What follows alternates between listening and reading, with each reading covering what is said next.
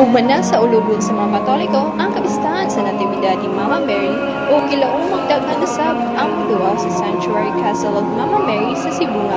Tungod niini, mapatuman o umubot na seguridad ang tigdumala sa simbahan.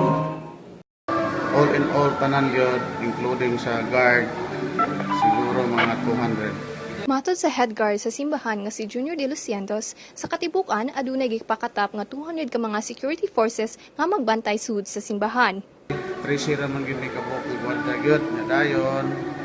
Natay mga RPSB nga 150 ka buk gyud niya ra gyud siya sa sulod. Way labot sa gawas ang ilang pagbantay. So tulo na sila ka shifting mga 50 siguro ka buk RPSB nga tong kuan every shifting nila.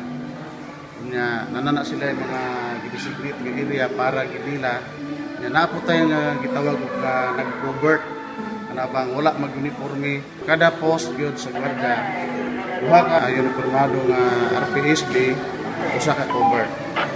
Si Junior De Los Cientos nagpahimanglo sa mga muduaw sa shrine nga magbinantayon sa ilang mga gamit ug musunod sa mga balaod sa simbahan alang sa mas hapsay ug malinawon nga kasaulugan sa birthday ni Mama Mary.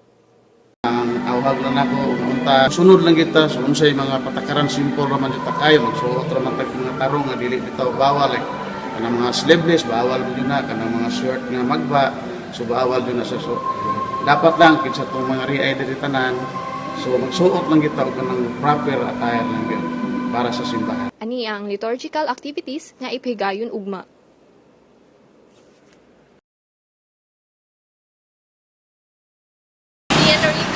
Sansar, Pilipinas.